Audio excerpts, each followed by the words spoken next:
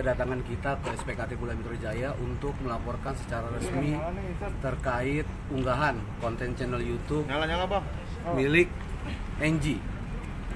Ya, milik Anji itu durasinya sekitar 35 menit yang kita dapat berkaitan dengan interview konon seorang profesor bernama Hadi Pranoto yang kabarnya dia diklaim melakukan penemuan terhadap obat COVID-19. Konten itu sempat beredar viral waktu 3 hari sejak hari Sabtu sampai dengan Minggu, kemudian belakangan kita tahu bahwa itu di take down oleh pihak YouTube. Kenapa?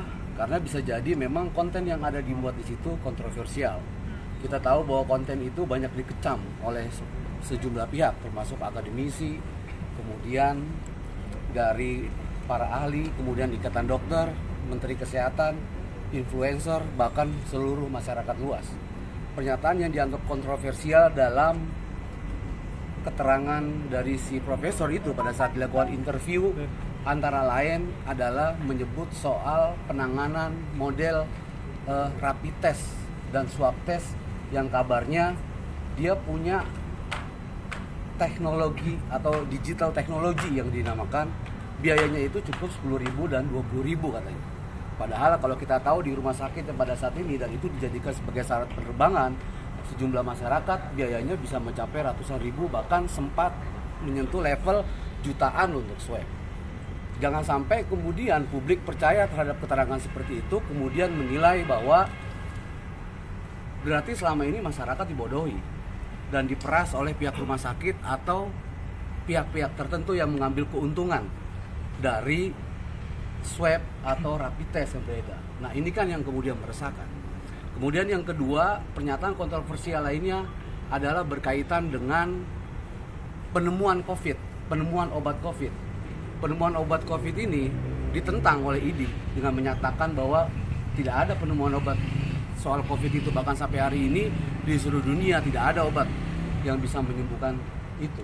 Tetapi kalau kita melihat si profesor ini mengatakan di dalam interviewnya begitu memastikan bahwa dia bisa menyembuhkan dengan korban yang sudah disembuhkan bahkan sehat segala macam, dan pada saat closing statement dilakukan oleh Anji terkesan bahwa ada upaya penggiringan opini publik, dia sudah meminum itu, badannya sehat, bahkan kemudian sambil secara terbuka terang-terangan melakukan salaman.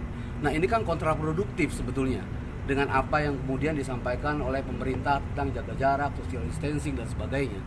Gitu. Jadi kalau kemudian misalnya beranggapan bahwa masyarakat bahwa obat COVID itu dianggap sudah ditemukan, tapi faktanya kemudian misalnya belum, karena ID membantah harus ada uji klinik, ya kan? Jadi si profesor ini harus dicari, harus diberikan keterangan. Kalau kemudian ternyata benar ini adalah sebuah penemuan, itu harus diapresiasi. Tapi kalau kemudian ini ternyata sebuah berita bohong, hanya motifnya untuk menaikkan konten gitu, atau ada keuntungan komersil di media sosial, ya ini kan yang kemudian sangat menyesatkan. Nah, ini yang saya kira perlu untuk dilaporkan. Kemudian pertanyaannya adalah kenapa kita yang melaporkan? Pertama harus dilihat bahwa yang dilaporkan ini adalah bukan delik aduan. Masyarakat menjadi korban, masyarakat punya hak atas informasi yang benar. Pasal 14, 15 Undang-Undang Nomor 1 Tahun 46 itu jelas menyebutkan tentang larangan soal masalah berita bohong. Berita bohong yang diduga dilakukan oleh si Profesor Hadi Pranoto itu, yang diduga melakukan keterangan yang tidak benar, termasuk banyak sejumlah pihak juga yang meragukan tentang keprofesorannya. Tetapi itu biarkanlah nanti polisi kemudian melakukan penyelidikan. Nah, kemudian bagaimana dengan Anji sebagai pemilik channel YouTube yang kemudian menyebarkan itu? Tindakan itu kemudian juga dilarang di dalam pasal 28 ayat 1 Undang-Undang ITE. Nah, dalam pasal 28 ayat 1 Undang-Undang ITE itu dikatakan bahwa barang siapa dengan sengaja menyebarkan berita bohong yang dapat menimbulkan kerugian konsumen. Ada dugaan ketika itu disampaikan seperti ada penjualan sebuah produk barang dagangan herbal. Nah, tapi kan nanti polisi akan melakukan penelusuran itu. Tetapi Anji bisa diminta pertanggungjawaban itu melanggar ketentuan pasal 28 ayat 1 Undang-Undang ITE. Dan kemudian kita juga akan mencoba mendalami tentang kemungkinan dari pasal 219 berdasarkan Undang-Undang Kesehatan. Nanti kita akan koordinasi untuk membuat laporan ke pihak kepolisian. Bang, berarti yang